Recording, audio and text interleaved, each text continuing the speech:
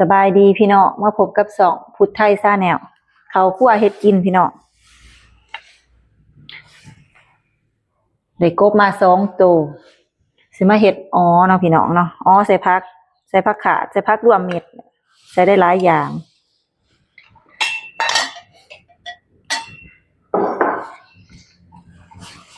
เอากบลงขัวก่อนกบลงขัวใส่กับผักสิไข่ไว้ขี้หูให้มันหอมๆเอากบลงมันหอนก็คนขัวเนาะเอากบลงมันหอนใส่เครื่องปรุงเลย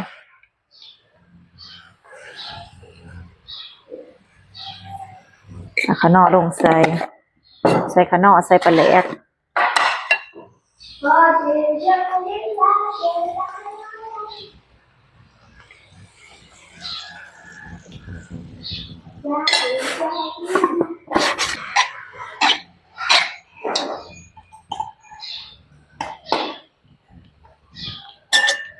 งมใบก่อนพี่น้องปาดมะเขือใส่ม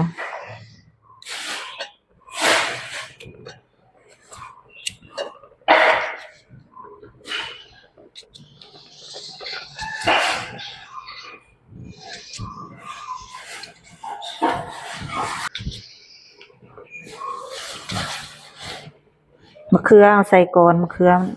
มันอยากซุปใส่พร้อมกันกับกบเด้อ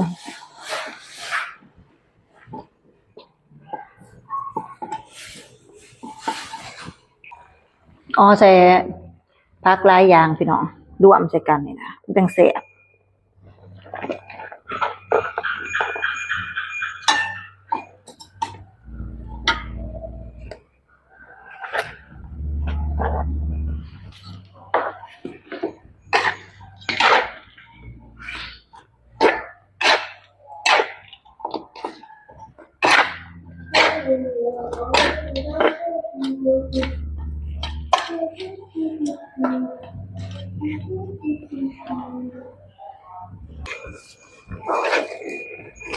เอาผักขาดลง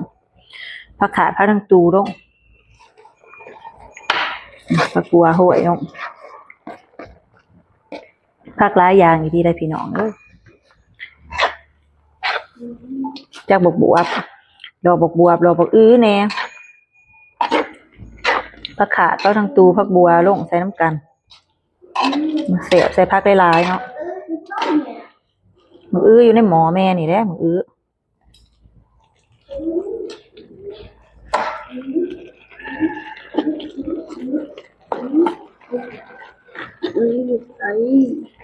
นี่แหละอยู่ไหนนี่แหละแม่เสียบก่อน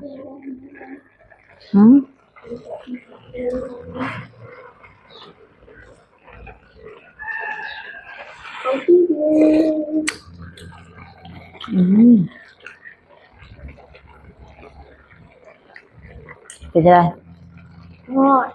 แซ่บมันบ่โดยไปนั่งหาแม่เด้อแซ่บเนาะลุงเนาะ